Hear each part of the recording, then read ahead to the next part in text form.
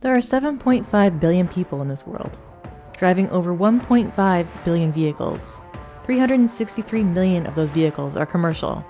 These vehicles are transporting people, goods, and services that all do their part to keep the world in motion. From the most populous of places on Earth to the most remote places only accessible during the right conditions.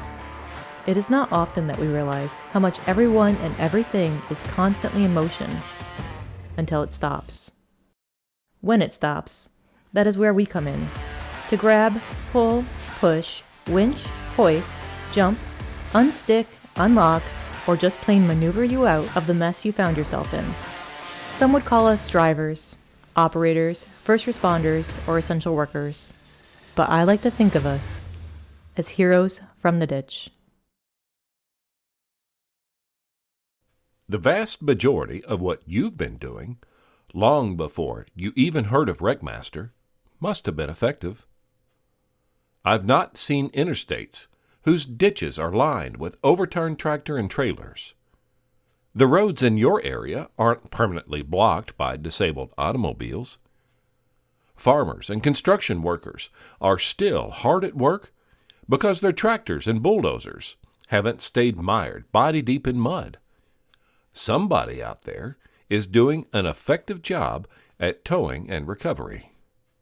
That does not guarantee, however, that every one of those tow jobs or recoveries haven't jeopardized the safety and well-being of an operator.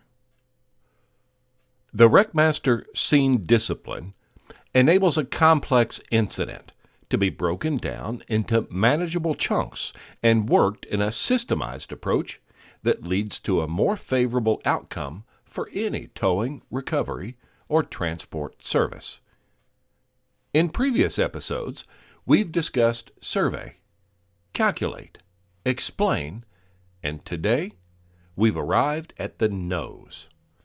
The nose phase of the discipline is one that requires the operator to look ahead in time and see the results of choices and actions and how they might play out when acted upon. One could say that it's a second survey, only this time with rigging attached and trucks positioned. It's this and much more. Checking the nose is all about risk management. Before you completely tune out to what you predict will be a boring and unnecessary talk about do's and don'ts, let me share with you a couple of unfavorable incidents whose causes I attribute to my own failure to check the nose. Following the recovery of a tractor and loaded trailer from the ditch, the aftermath of a terrible fatal collision, the casualty had been hooked to a wrecker in preparation to tow it away from the scene. The trailer's rear axle had been badly damaged and needed to be chained up to the trailer subframe. Other operators were working in the tight confines beneath the step deck van trailer, lifting the rear axle with hydraulic jacks and installing chains to keep the axle off of the ground. In my haste, eager to get the highway open and return to base, I released the combination vehicle's brakes from inside the wrecker, unbeknownst to the operators working some 100 feet away from me. The result of releasing the brakes was the release of the potential energy that had been stored when the underlift was pushed against the steering axle to properly seat the forks during the hookup. This caused the commercial motor vehicle to roll backwards slightly. But this was just enough for that axle to fall off of the jacks the operators had installed while chaining up the damaged axle. The rear of the trailer crashed to the ground, narrowly missing the operators working underneath the trailer and skirting major injury or even death. A routine action commingled with a complex incident nearly resulted in tragedy. The cause? My failure to check the nose. Within the failure were elements of hurriedness and distraction. On another occasion, I was conducting a rollover recovery of an SUV using WreckMaster's California roll technique. The cruise loop had been installed over the back wheel of the Casualty. The legs of the slings had been routed underneath the automobile's body and married to a winch line from a wrecker. Upon engaging the winch and tensioning the system, I paused and checked most of the nose. The edge protection was in place. The rigging was within the working load limits. The wrecker was properly positioned, and everything looked perfect. I then explained to the bystanders that it would be a two-phased recovery. Phase 1 would result in the automobile being pulled to its side, at which time I'd pause before executing the second phase of the recovery, which would cause the car to then be pulled to its wheels. With all of the nose that I thought to check looking good, I chose to proceed to engaging the winch. The Casualty began to upright perfectly. It didn't pivot. It didn't slide. It began to roll through the beautiful arc of uprightness. A colleague of mine, having heard that we would pause once the car rolled onto its side, began to step forward. He felt safe in doing this because he had just heard me state, "These always roll onto their side and stop." Well, what I didn't consider was the contour of the Casualty and the low center of gravity, which broke through the bounds of my conventional wisdom and rapidly proceeded through the arc, failing to pause in recognition of my prediction, and crashed to its wheels just inches from my bewildered colleague. Once again, calamity was avoided by the grace of the Almighty. I had failed to keep the work area clear of personnel while performing a routine recovery. In hindsight, the result was predictable. The outcome could have been tragic and preventable.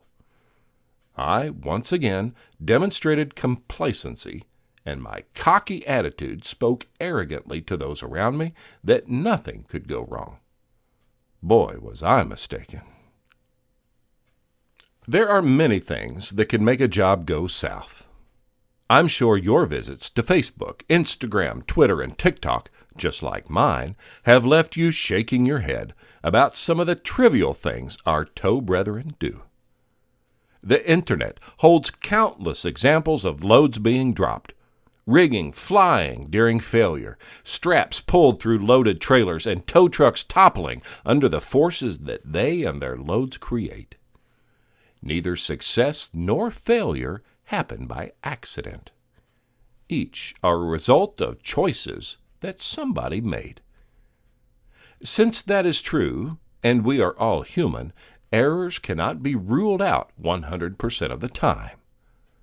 But we can manage most of the human factors that influence the probability of success. Allow me to explain some of these factors, how they affect the towing, transport, and recovery incident, and share with you some knowledge that can help lead to more favorable outcomes on your next job. Factor number 1, getting in a hurry. The nose phase is the time when the operator must slow down. Wyatt Earp, lawman and gunslinger of the famed OK Corral, said, "Fast is fine, but accuracy is final. You must learn how to be slow in a hurry." A fair percentage of our scenes have someone in attendance who feels the need to constantly remind us that we are on a time clock. Whether it's a law enforcement officer, an official from the Department of Transportation, a customer who is impatient, or a coworker who's wound tighter than an 8-day clock, you'll feel pressure from someone at your scene to work faster and make hasty choices. When alone, you might create unrealistic requirements on yourself about the time allowed to accomplish a task, and the nose may trickle fleetingly as the final grains of sand in an hourglass through the narrow neck of your self-imposed haste. It takes time to do things right and to prevent damage, loss, or injury. I guarantee that you'll know the wise old carpenter's words when he said, "Measure twice and cut once. Well, it takes time to make that second measurement, but it leads to a better fit and prevents wasted resources. To be effective in the nose phase of the WreckMaster S.C.E.N.E discipline, you must be willing to take the time to do it. Slow down and check the nose, because you may only have one chance to get it done right. Getting in a hurry can cause your situational awareness field of view to close in, resulting in tunnel vision. So much of what happens around us that we must consider for safety and success occurs on the periphery of our vision. Operating on the roadside requires repeating checking of the nose. Am I operating in the zero buffer zone? Can traffic see me and the equipment I'm working to recover, tow, or transport? Have conditions changed since I conducted my survey? Slowing down and checking the nose keeps you and your team safe on the roadside. Factor number 2, complacency. A complacent person is one who has a feeling of smug or uncritical satisfaction with oneself or one's achievements. I see complacency not just in our industry, but in ever-increasing regularity in every service-related occupation these days. When ordering fast food at a drive-thru, the workers feel like they've done their job so long as 2 all-beef patties, some ketchup and mustard, and the top and bottom of a sesame seed bun and a handful of French fries make it into a paper sack. It's up to me to decide how to make that mess into a manageable meal while driving down the highway. The tower may be satisfied with their work so long as the casualty arrives at its destination at the same time as the tow truck. Well, those who have never had a casualty disconnect from the wheel lift won't see the threadbare tie-down straps as a critical point to catch during a check of the nose. The operator who is satisfied with the bare minimum as the nexus to success will overlook compromising issues which will likely lead to damaged or broken rigging when a load is placed on it. I've heard operators say, "It's not mine, so if it's damaged, I don't have to pay for it." The rigging entrusted to you by your employer can have a long and productive life if properly installed and cared for. You'll pay for it in the long run if you or your peers damage or destroy it. Think of raises or promotions that could be offered if not for thousands of dollars spent in replacing rigging or paying for damage claims because of complacency. Think of the willingness of the owner to spend more money on rigging if he or she thought it would be cared for and not damaged due to carelessness. Look for areas where rigging might become damaged during the execution of the task. Predict what will happen as the casualty moves when you begin applying force.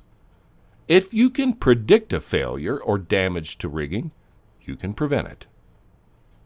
This short period of time that we allocate to checking the nose is worth it in terms of money saved and assets protected.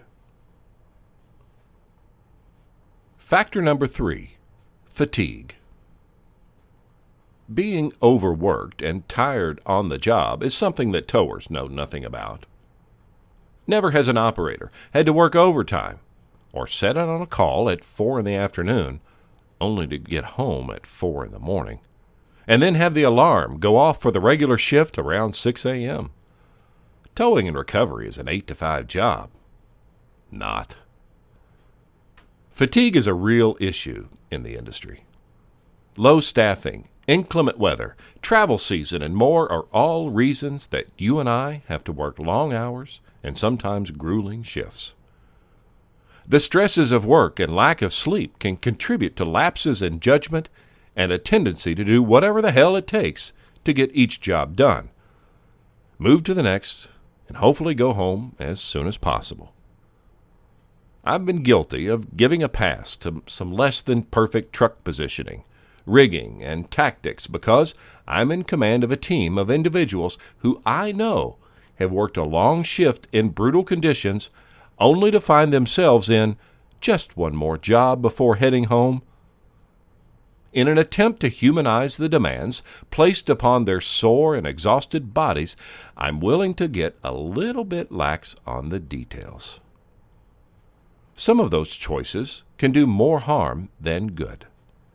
In an effort to be a kind and understanding boss, I might let some errors pass by my discriminating gaze that any other time would require them to rehook that chain, or reposition that strap, or pull all 4 axles, instead of the one that I'm requiring tonight.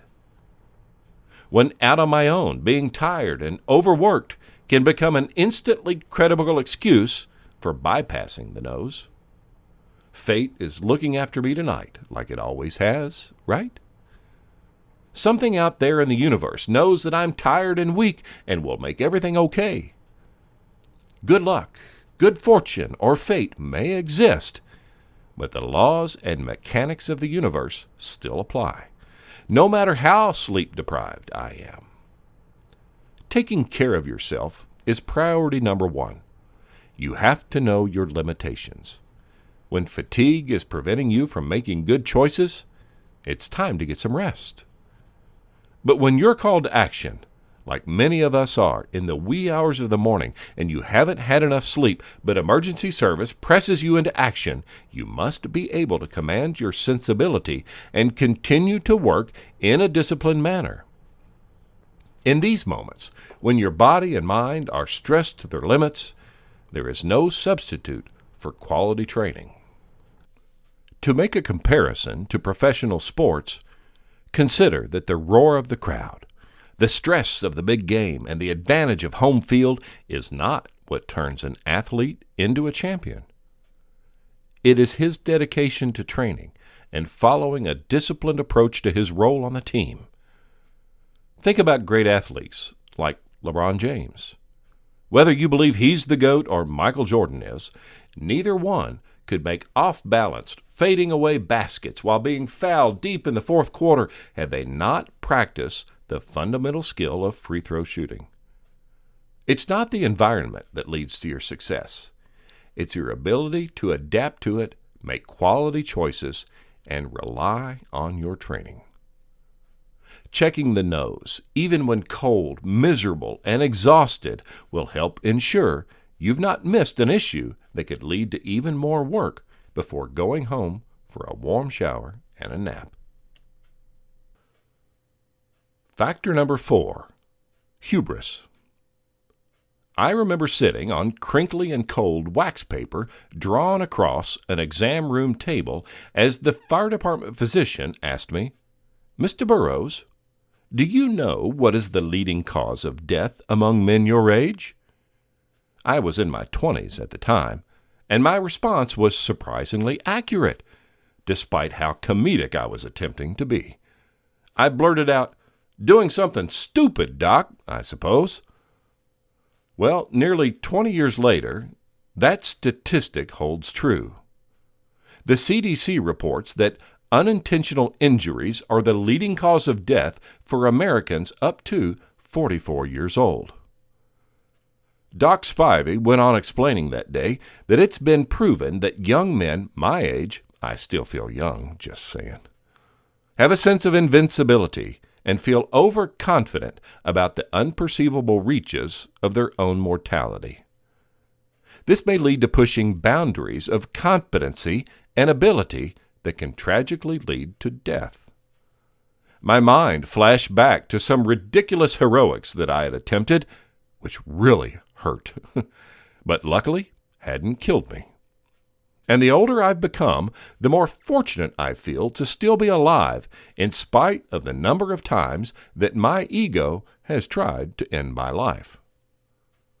Unchecked hubris fuels the fire of ambition and may cause an operator to push beyond the limits of their training and capabilities of their equipment.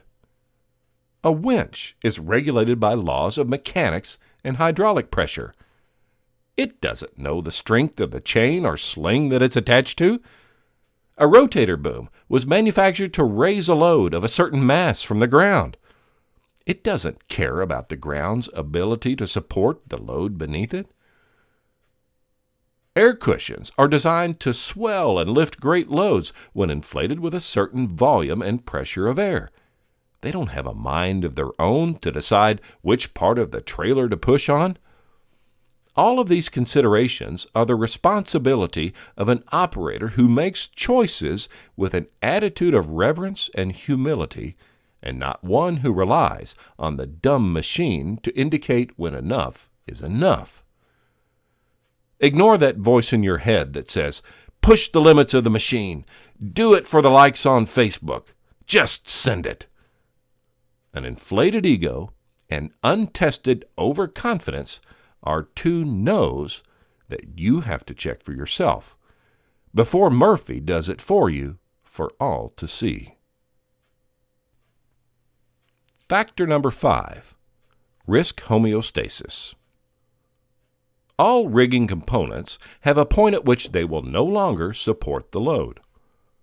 A force too great, or one that is applied in a manner for which the rigging wasn't designed, can have catastrophic effects on the towing and recovery incident scene. Part of checking the nose is comparing the working load limits of your chosen rigging to the calculations you made earlier in the scene discipline. If any of these limits will be exceeded, the nose phase is the time to make a change. A working load limit is assigned to a piece of rigging using a design factor that is expressed as a ratio or percentage. For example, when it's known that a certain sized shackle has been tested to failure and it took 48 tons of gradually increasing force to break it, an identical shackle having a design factor of 4:1 is authorized to support 12 tons in general service. Any force applied to the shackle that exceeds 12 tons is being supported by the theoretical reserve that the industry and manufacturer requires to be available to account for things like dynamic loads and normal wear. Never was the rigging designed to be used to safely support loads in excess of the working load limit.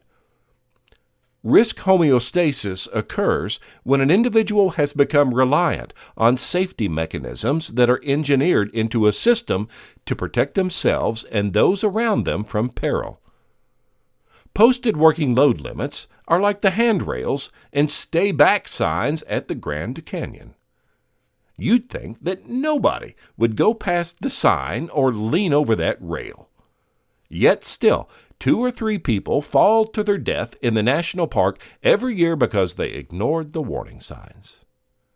They rely on a safety system to protect them and ignore their responsibility for making good choices. A load-sensing system display on a rotator wrecker will glow red when the boom's rated capacity has been exceeded. Yet, we can all go to social media and see operators bragging about pushing the limits of their rig. They use photos of the red screen showing 175% capacity as a badge of honor. There are limits in place for our trucks and rigging. These limits are meant to make the user aware that exceeding them has inherent risk. When the limit has been exceeded, never again can you safely assume the machine or the rigging has retained sufficient strength to perform repeatedly in the future as it was designed and manufactured to do. Checking the nose means not relying solely on design factors to support uncalculated load forces or warning systems to tell you when you need to make a change in the lift plan.